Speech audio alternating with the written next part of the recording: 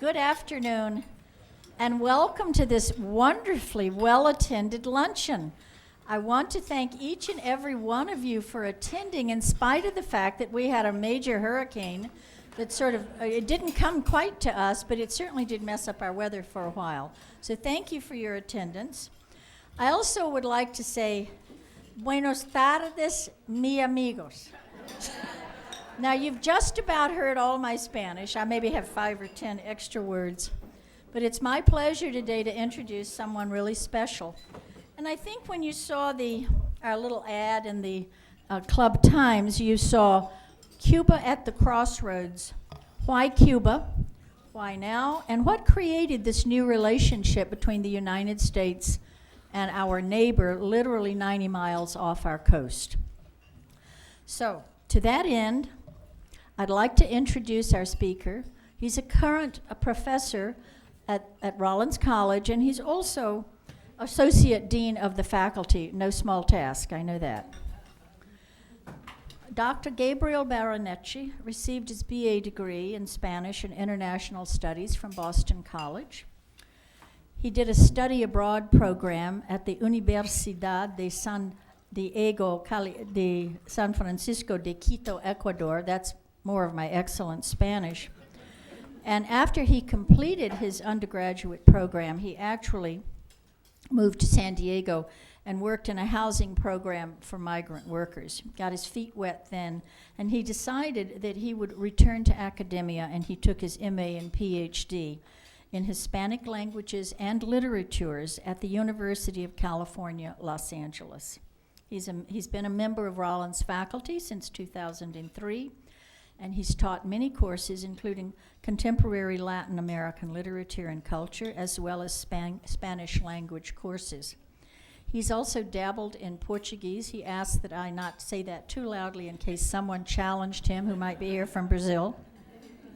He's authored many articles and books, and one important text that he wrote, his edited volume, Educational Technology for the Global Village, Worldwide Innovation and Best Practices, was written and finished in 2014.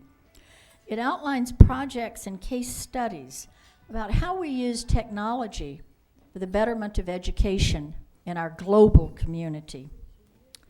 He has a teaching and scholarship and service contribution to the college that's hard to match.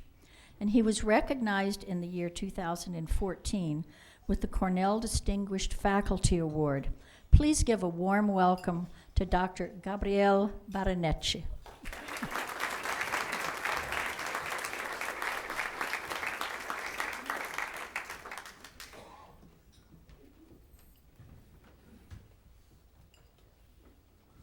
I'm not sure which microphone I should be using, at this one or this one. This one works. All right. Thank you so much for that warm welcome, Sandra. Thank you all for coming out this afternoon. I was a little suspicious on a Friday before Labor Day weekend in the middle of a tropical storm. I said, this is going to be a small audience. This will be easy. But thank you so much for honoring me with your presence this afternoon. So when Sandra approached me last semester to ask if I wanted to talk about Cuba, I said, goodness gracious, you asked a Cuban if they want to talk about Cuba? That's a rhetorical question. So for me, Cuba has been a personal and an academic passion. So it's with great pleasure that I come to you today to speak about this area of passion and interest, both professionally and in my personal life. So I've had the wonderful opportunity to speak with a number of you, and they say, where are you from? New Jersey. No, where are you really from? So my mom and dad are from Cuba. And both of them left in the early 60s, soon after the Cuban Revolution.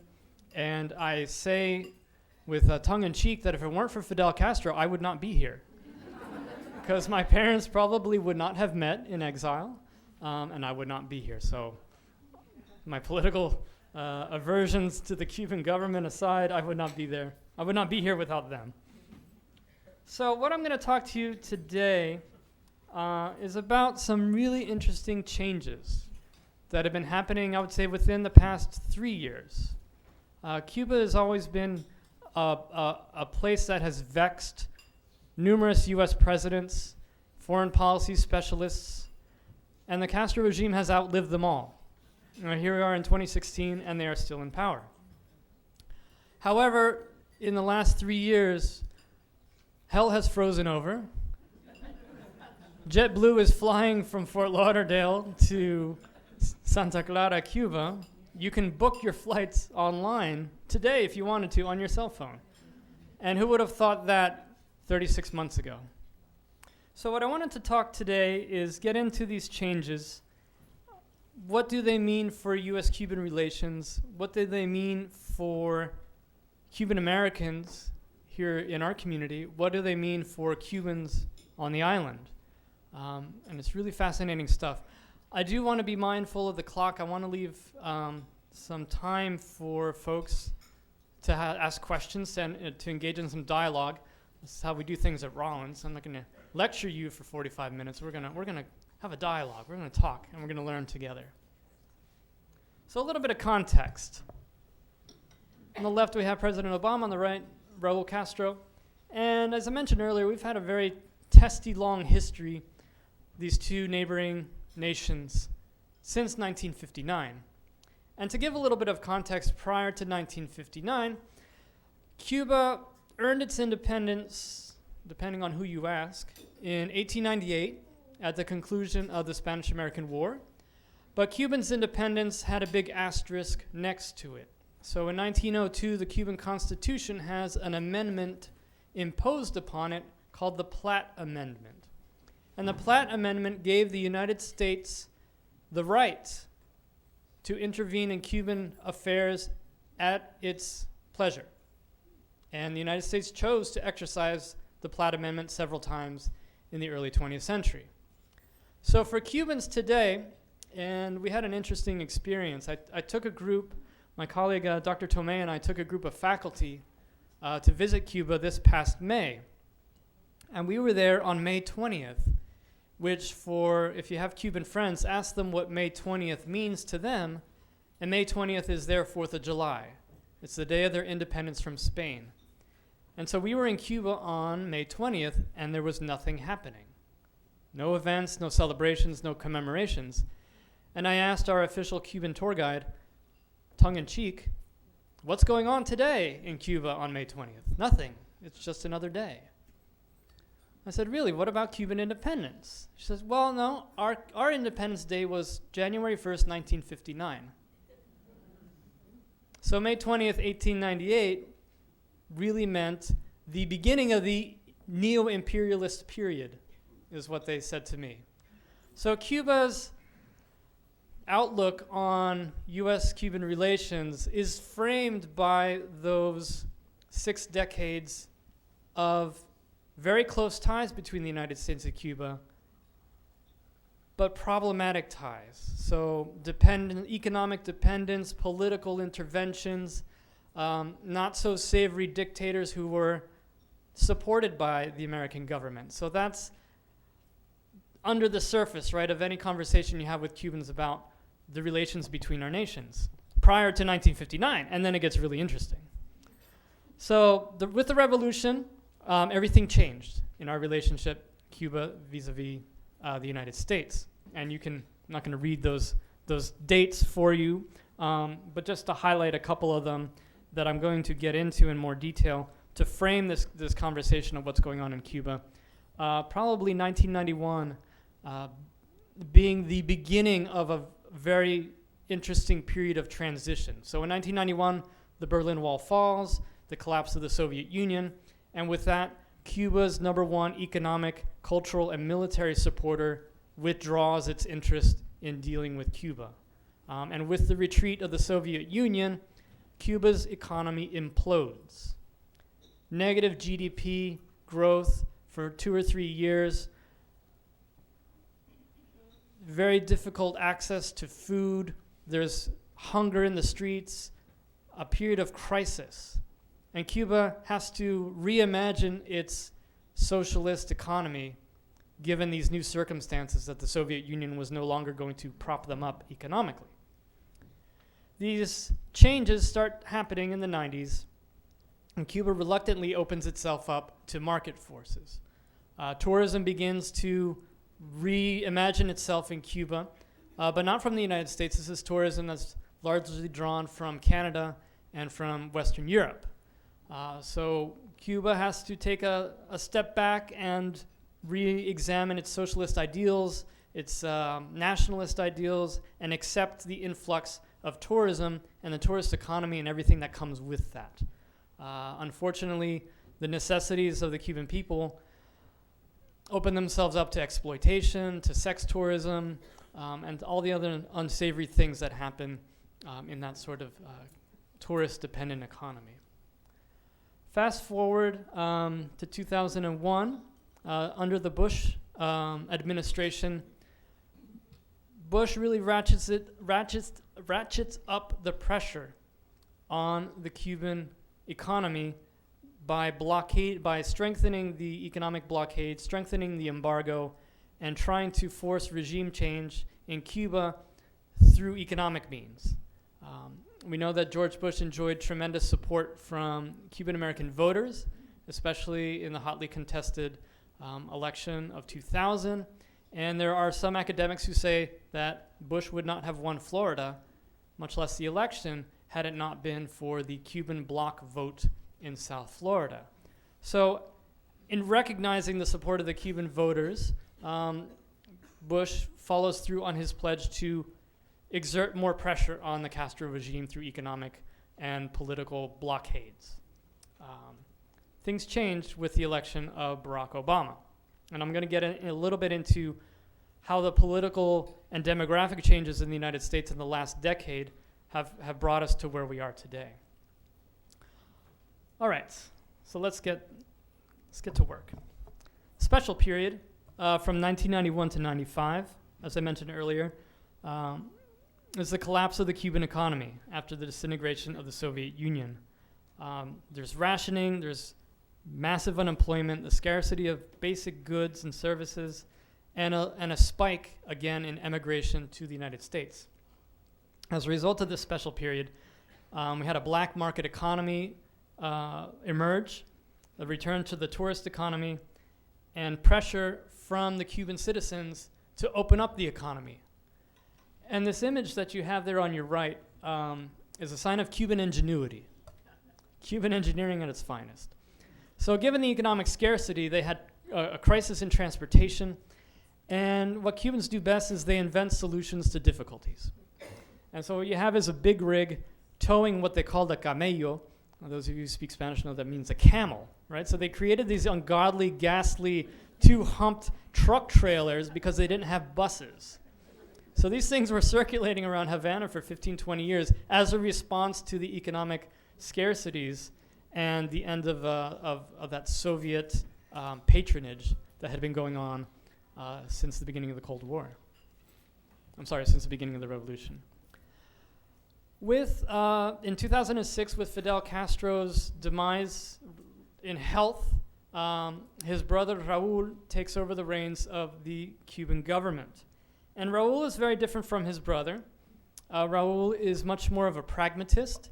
He's still an ideologue. He's still staunchly a believer in the revolution. He fought alongside his brother in the guerrilla during the revolution, but he's much more of a pragmatic leader, much less charismatic, so he can't get by on some winks and smiles and flowery words. He needs to stay in power by making some changes happen and keeping his people as well fed as he can.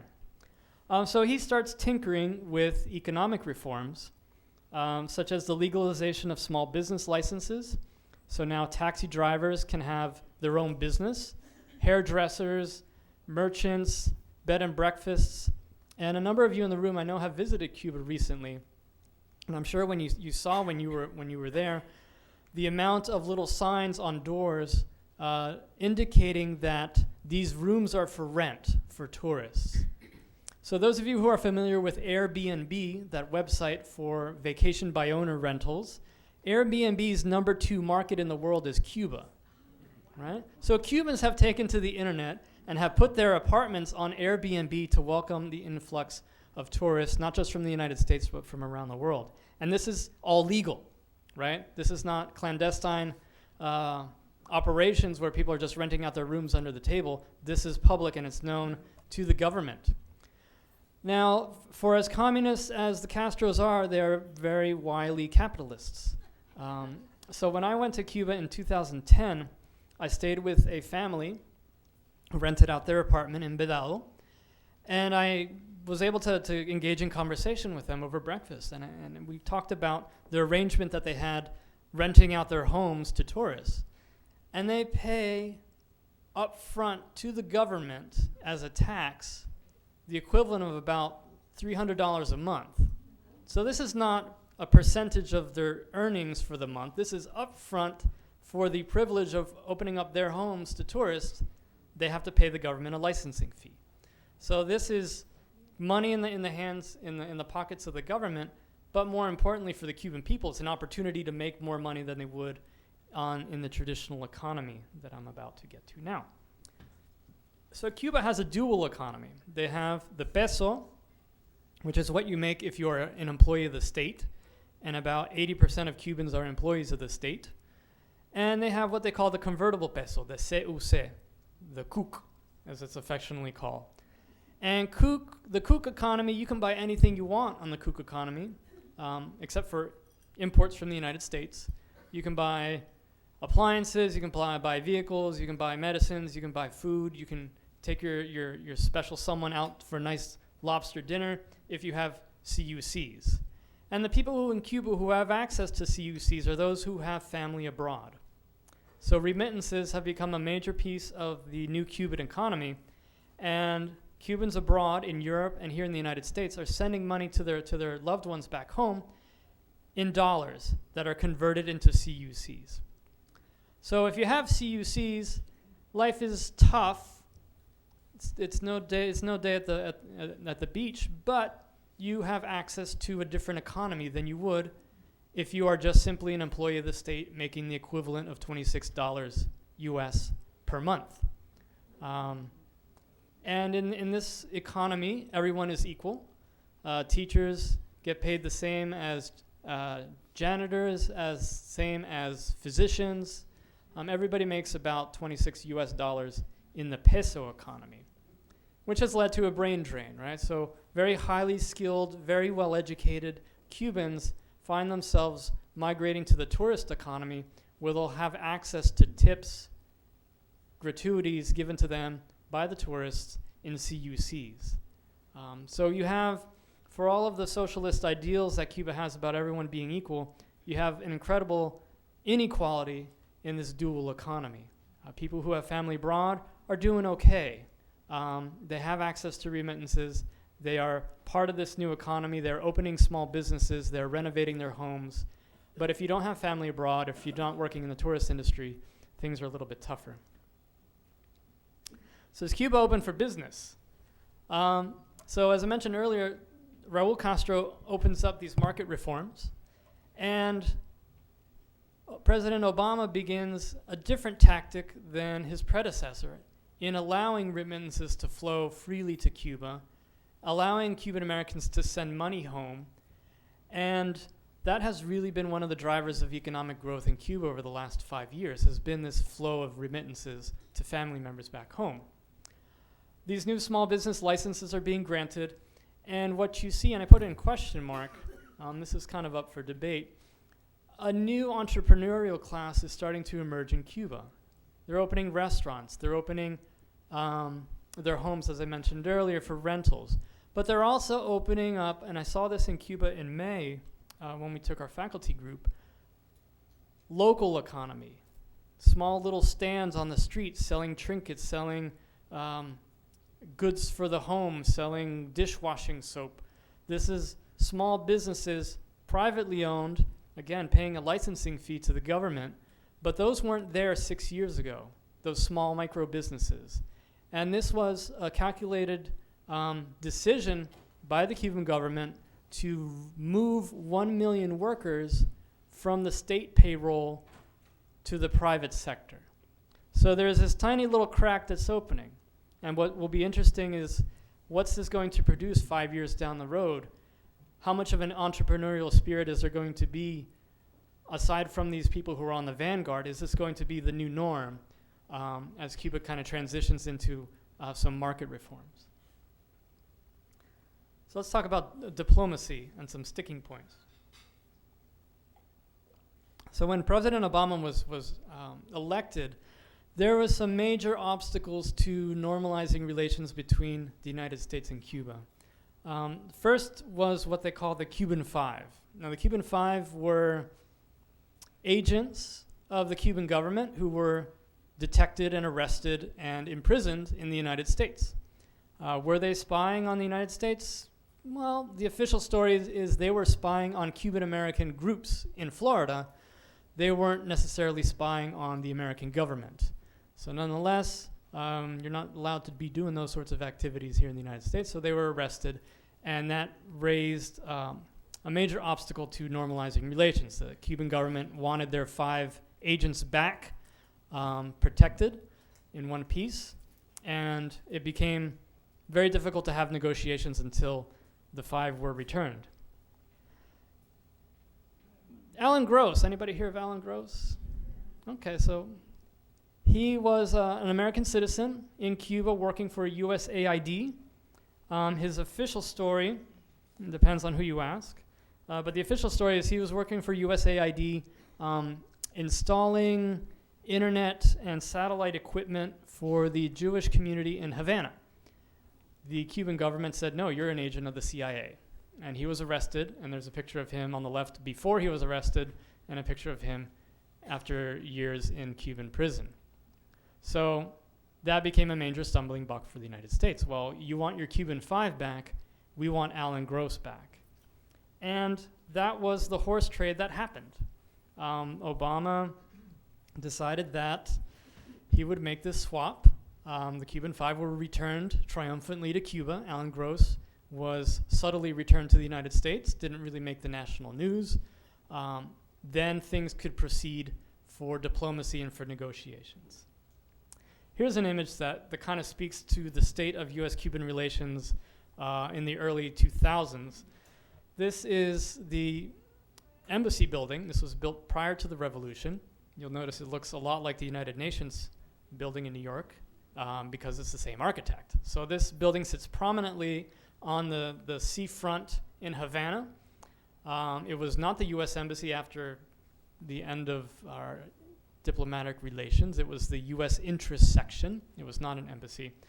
And during the Bush administration, they had kind of like a ticker, electronic news ticker on the top of the building that would, as kind of a thumb in the eye of the Castro regime, it would broadcast alternative versions of the news that the Cubans were receiving at home. So it was American version of the world news, and the Castros were not having it. So they erected this disastrous, ghastly plaza right in front of the embassy and put a whole bunch of flags in front so that people could not read the alternative news that were being broadcast. So I think that's emblematic of kind of the childish tit-for-tat state of affairs between the U.S. and Cuba for decades. It was who's king is más macho, and no one was going to back down, and you do this to us, well, we're going to do this to you. Not very good for any kind of fruitful negotiations. So things changed very recently. So I want to kind of tackle the questions, why change and why now? And I want to look first from the local side of things. So there's been some very significant demographic changes in the Cuban American population that I'm going to argue have affected Cuba policy.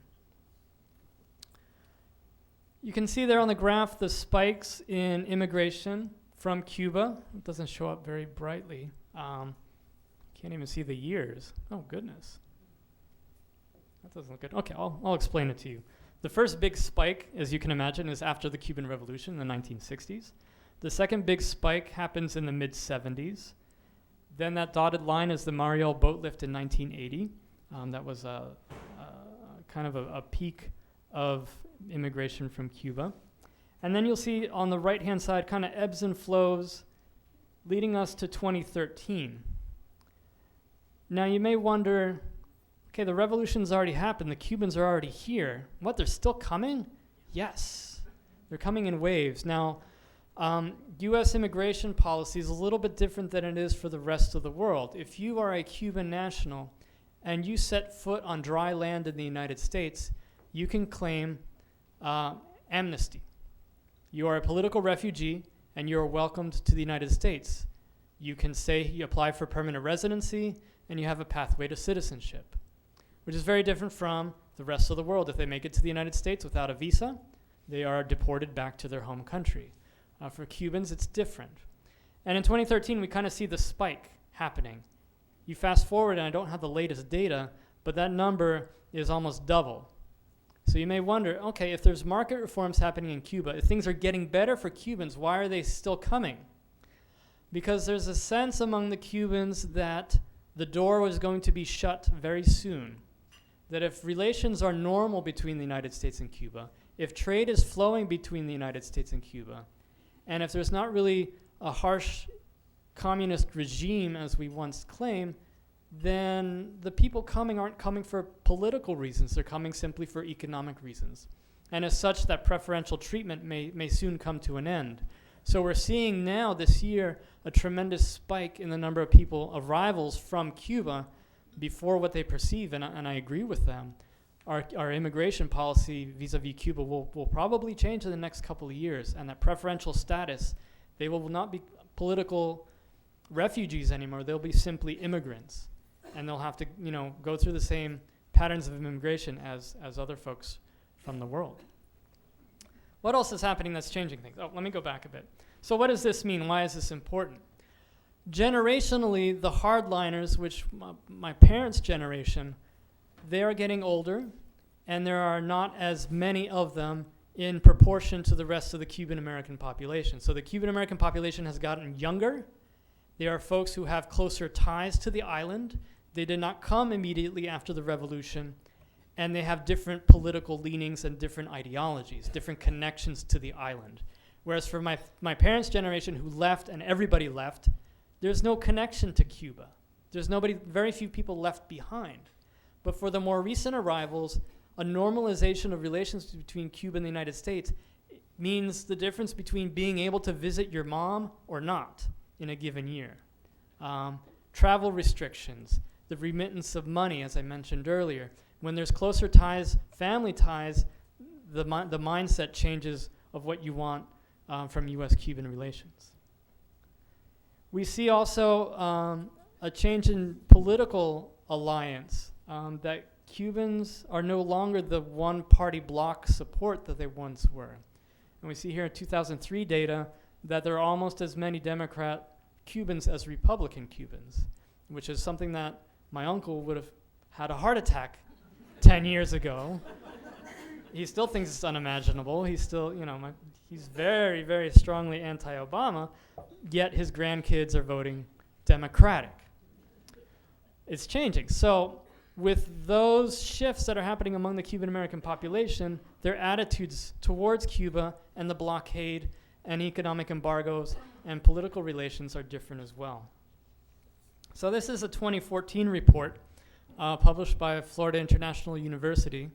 They do some fantastic research on all things Cuba. And this is a survey. Keep in mind, this is Miami-Dade Cubans. This is not all of us Cubans who are north of Miami-Dade, who might have some different leanings. But the changes are notable, right? And you see it generationally. The first question, almost 3/4 of Cubans living in Miami-Dade believe the embargo has not worked.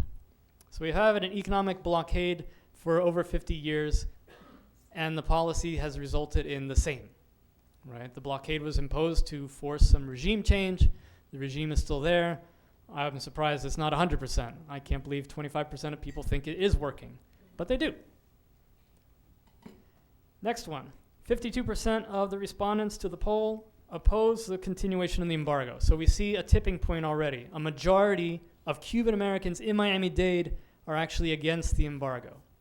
So if that's the attitude of the Miami Cubans, the attitude of the general voting population in the United States is almost 80%, that they think the embargo has proved itself ineffective, and therefore needs to change.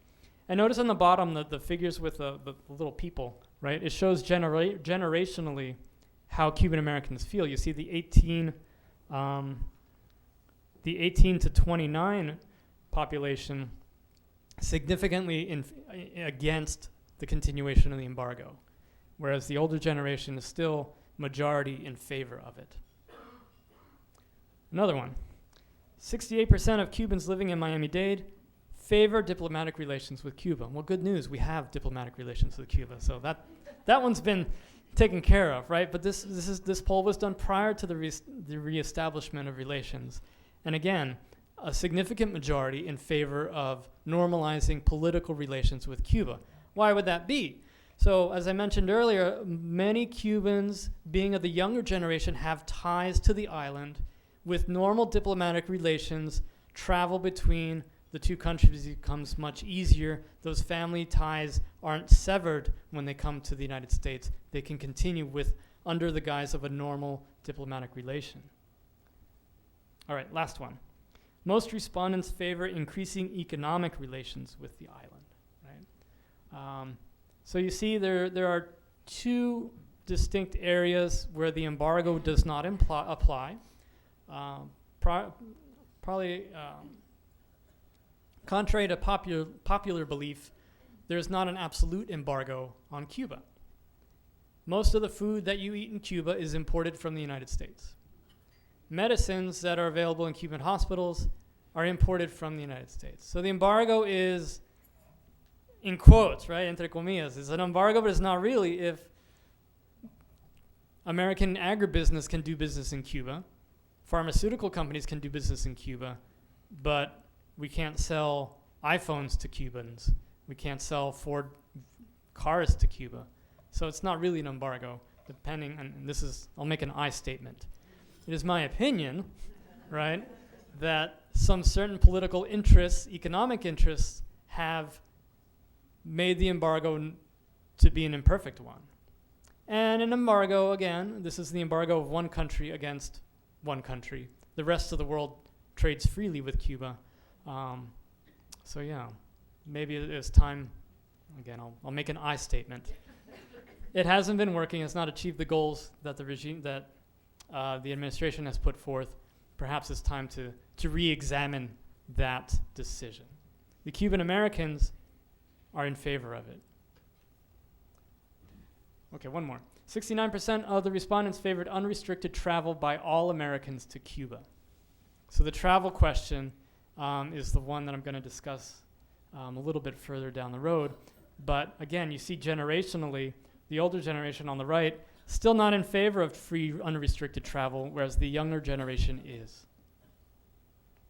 So why change and why now? I have a couple of theories on this. First of all, as I explained a few moments ago, the changing Cuban American population is an agent of this change. Secondly, waning support for the embargo. Presidential politics. The state of Florida, we know, is a swing state in all presidential elections, but the Cuban American bloc vote is not functioning as it was 15, 20 years ago, even in the 2000 election. So you can't come out with unilateral anti-Cuban policies and guarantee a vote from Miami-Dade. It's a little more complicated. I think Obama has wanted to be a little bit more proactive rather than reactive in terms of Cuba policy. So things are changing in Cuba economically, socially, and rather than sit and wait for the Castros to die, I think Obama wanted to get in there first and be an agent of change rather than a reaction to a biological function. And the United States wants to have, I believe, a stake in Cuba's future. You don't want a transition to happen and not have some influence and have a stake in that change that's happening. And finally, I think, it's my interpretation, I think President Obama wants a legacy, right? So for him to ride off into the sunset at the end of this year as the man who brought normalization of relations to Cuba as a feather in his cap, I think presidents do that, right? They want to have some stamp on their presidency. And I think Obama very powerfully did that. The images over the spring of him visiting Havana are ones that are seared in my mind still. That this is something momentous that has happened. So here we are in 2016. and the American flag is flying on the Malecón in Havana. It's very surreal. So when I went back this past May to see the flag, the American flag in Havana, to see the American flag painted on murals all over the city, to see people wearing American flag clothing, we're not the boogeyman. We're not the evil empire anymore. So there's John Kerry in Cuba. Who would have thought, right, that this is happening? So I want to talk a little bit about the travel restrictions, and this topic came up over lunch, over who can go and who can't go and how can you go to Cuba. So things have been loosened. I'll put that in quotes because it's not an absolute opening for unrestricted travel and tourism to Cuba right now. Here's a beautiful bureaucratic form that if you travel to Cuba, if you go online and you buy your ticket from JetBlue and you want to spend fall break in Havana, you have to swear to the U.S. government that you're going for one of these 15 legitimate reasons. You'll know and sign it, right? And you'll notice that sipping mojitos on the beach at Varadero is not one of the 15 reasons that you are allowed to go, all right? So these things include religious exchange, academic exchange, family visits, cultural exchange. So, our professors that from Rollins that went in May, we went as educators. And the objective is that when you are in Cuba, as a representative of the United States, you are engaging the Cuban people in significant, what they call people-to-people exchange. So it doesn't mean sitting on the beach, drinking a whole lot of mojitos and passing out and getting sunburnt, that you've had some significant interaction with Cubans and hopefully bringing American goodwill to the Cuban people, right? So tourism is still not possible for Americans, right? But you sign this form, you check off the box, you turn it in to whoever it is that's doing your travel arrangements to go to Cuba, and that's about it, right? No agent of the Treasury is going to be auditing your activities in Cuba. You could very well go rogue, right? Leave your tour group and go spend the day at the beach if you wanted to, right? No one's auditing you, no one's watching you. But officially, these are the circumstances under which you can travel to Cuba. So this happened on Wednesday, right? We're living history right now. JetBlue had its first commercial flight to Cuba, nonstop service Fort Lauderdale to Santa Clara. This is momentous, this is interesting, this is history. However, there have been flights going back and forth between Cuba and the United States for years, unbeknownst to most of us. So when I went in 2010, I took a picture, and I couldn't find it on my computer files, of the departure screen at Miami International Airport, and there were 10 flights that day from Miami to Cuba. And this is before the official loosening of travel restrictions. So people were flying on charter flights all the time. My brother took a flight from New York City to Cuba, right? These flights were happening. But now it's a lot easier. Now you don't have to go through a third-party agency. You, as an American, can buy your own ticket on a major American airline. And as we were talking over lunch, there's going to be a lot of competition. A number of the airlines have these routes. They've been officially sanctioned to fly to Cuba: Southwest, Delta, American Airlines, Silver Airways, some airlines I've never heard of, right? They have travel. They can do commercial flights to Cuba. And the interesting thing is, who are on these flights are almost all Cubans, Cuban Americans going home to visit family, Cubans from Cuba who have a visa going to visit friends and relatives here in the States. You still don't see a flood of American tourists or non-Cubans on these flights, but I suspect that's going to be changing. There's still some sticky points between our two nations. So we've established diplomatic relations. We have an embassy. We have commercial flights. We have a loosening of economic restrictions. But there's still the issue of the embargo, human rights, property claims, and Guantanamo. But in my opinion, now that we have official diplomatic channels and we're not doing backdoor diplomacy through the Vatican or through Switzerland, we can have more deliberate conversations about these issues, about bringing some human rights reforms to Cuba. However, I will say the bad news is the state of human rights in Cuba has not improved in spite of these normalizations in relations between our countries. There are just as many arrests of political prisoners as there were prior to the thaw in relations between our countries. Again, a sticky issue, and one that I think I hope diplomacy can resolve, and economic exchange can help bring some pressure on the Cuban government to reform their ways. But unfortunately, during a CNN interview, no, it wasn't a CNN interview. This is when Obama was in Cuba.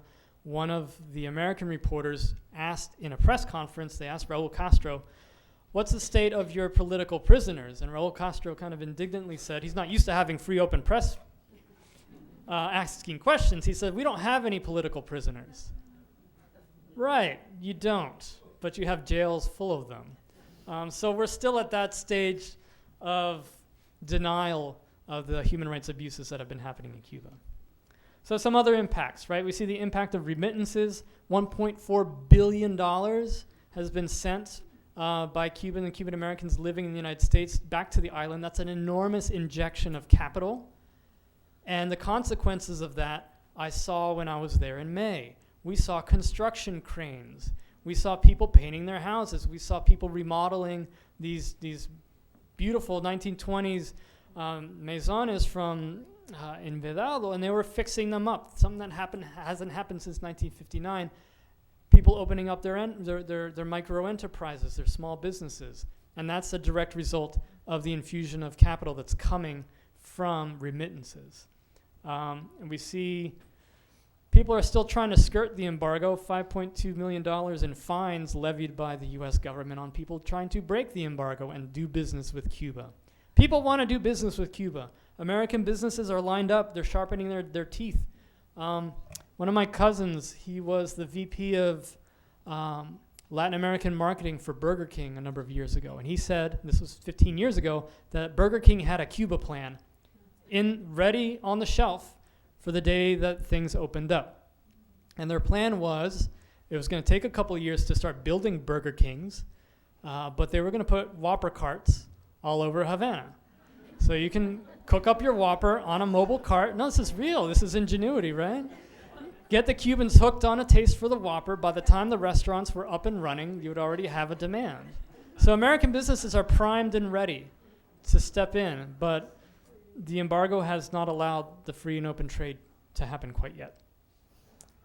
Something radical is happening in Cuba that, me being an optimist, I think could move things in a very different direction, and that's the internet.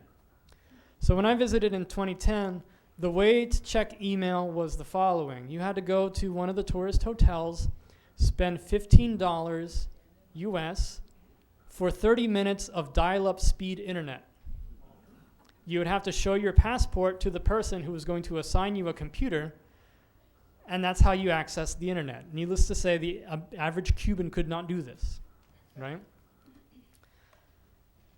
That has changed. Now there is public Wi-Fi access points in major cities, in major public spaces where Cubans are logging on to the internet. I love this picture of this girl walking past Che Guevara and Camilo Cienfuegos on her cell phone, on her iPhone, mind you. So the question my students always ask me, they're like, Dr. B, if there's an embargo, how do they have an iPhone? Well, the thousands of Cuban Americans who are traveling every day to Cuba come with lots of luggage. Tremendous amount of luggage, and inside that luggage comes all sorts of medicine and food and clothing and the latest in high-tech equipment. So everybody has a smartphone. Well, not everybody. Lots of people have smartphones, and they're all accessing the internet. So how do you access the internet? This is an internet card that you purchased from the phone company for an hour of Wi-Fi access, and it costs the equivalent of $1 US. You say, what a bargain, $1 US. However, if you're on the Cuban economy, that's 120. That's a day's wages, right? However, if you have access to remittances and you have your own small business, $1 US can go a long way. Again, another story about Cuban ingenuity. So in order to get these internet cards that have passcodes on them that you use to access the Wi-Fi, you have to go down to the phone company offices, stand in line, and buy them in cash.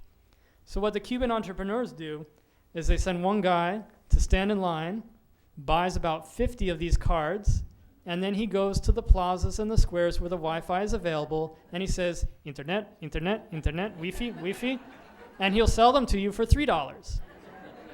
So he makes a profit, right? He does you a service. You don't have to stand in line to get your internet card. It's a win-win. So this is kind of those micro enterprises that are popping up in the new Cuban economy. This is a great picture, right? So nighttime in the plazas, there's the glow of the smartphone and the tablet and the laptop as young Cubans are accessing the internet. I did a little experiment because my dad asked me to. He says, Chico, see if you can get on the New York Times or Miami Herald when you're on Cuban internet. See if they're blocking you. And I said, okay, I'll try it. They weren't blocking me. Now, I was able to access New York Times, Wall Street Journal, all American media sites, Facebook. However, were they watching me? I don't know. It's possible. I don't know if I feel that safe about American Wi-Fi anymore lately. But so unlike in China, where the Chinese government has blocked many American internet sites from actually functioning in China, in Cuba they haven't gone to that extreme quite yet. So Cubans use the internet. They use it regularly.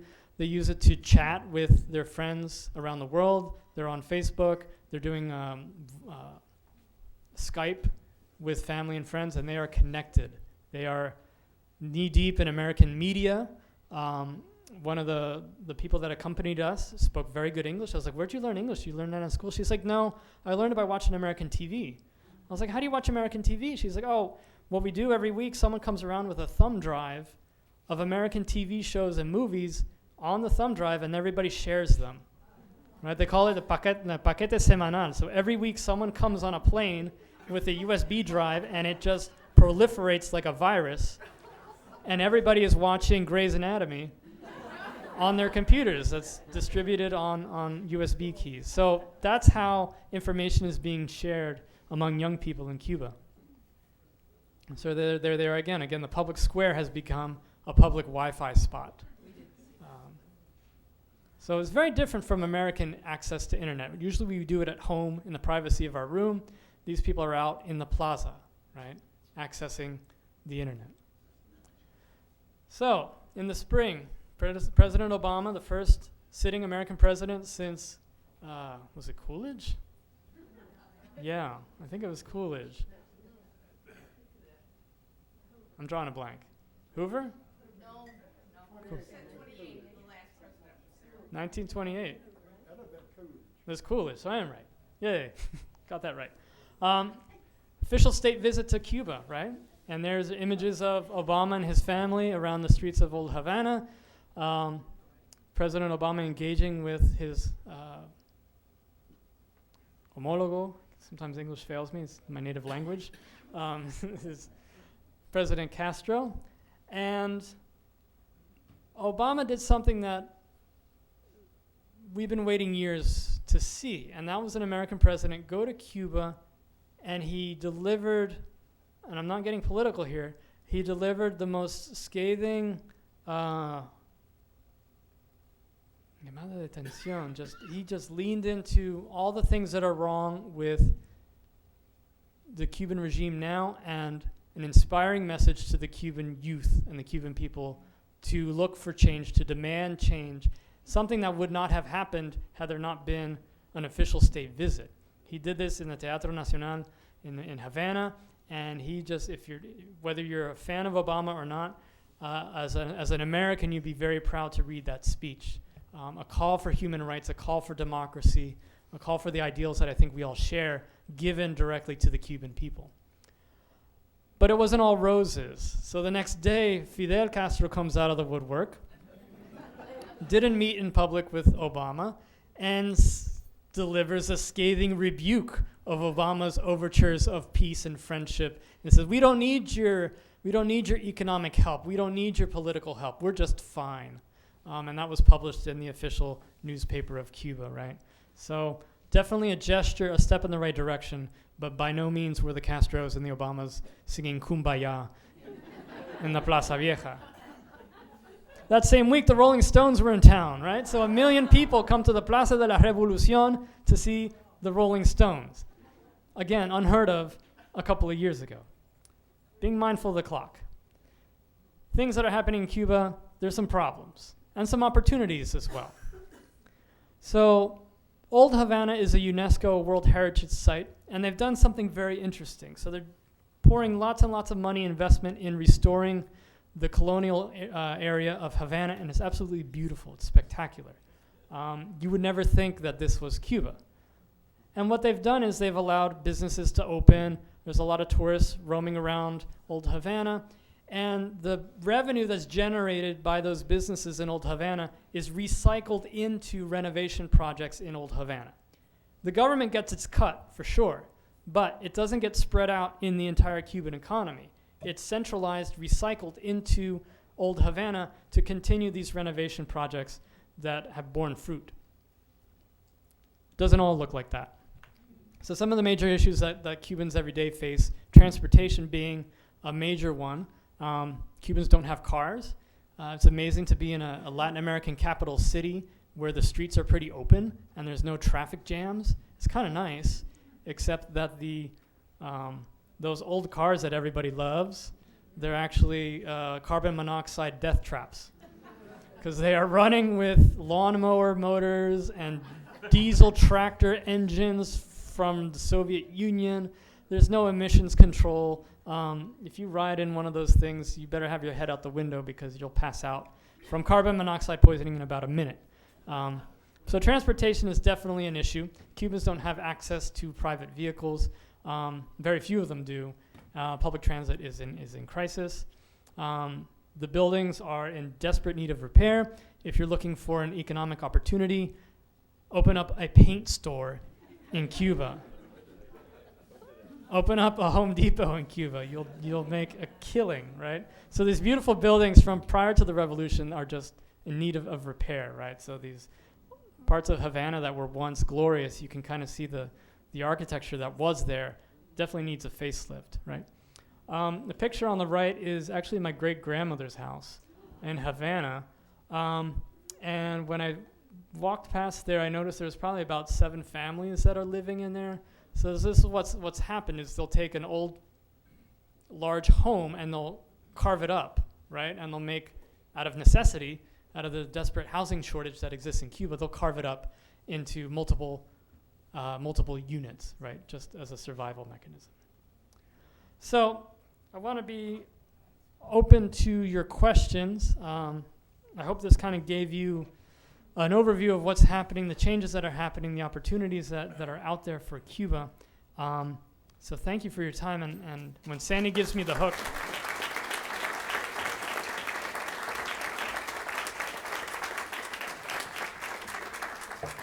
I'll be here. It's either this or sign appeal letters in the dean's office. I'd much rather do this. Yes, ma'am. I have a question. I was in Cuba in 2013 under the educators. Took 3 generations to Cuba. Nobody ever said the revolution. They always said the glorious. Give me a microphone. They always called it the glorious revolution. My question is this, and just your thoughts on it.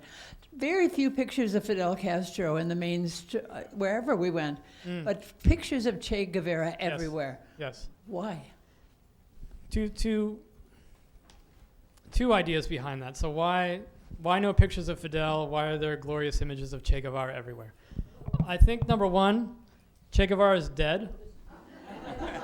So he's an icon. He's a martyr for the revolution. There's this whole field of study of Che.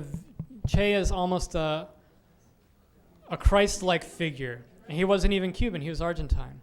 But he, as kind of the right-hand man of the Castros during the revolution, died a martyr, proclaimed global revolution, went to Bolivia trying to bring communist revolution to Bolivia, went to the Congo, and was killed by CIA mercenaries. So he's the perfect martyr for the cause because he never grew up to be a middle-aged, pot-bellied bureaucrat, right? And he died young with long hair, charismatic with the beard. He was that, and that photograph, there's this magnificent documentary that I saw on Netflix the other day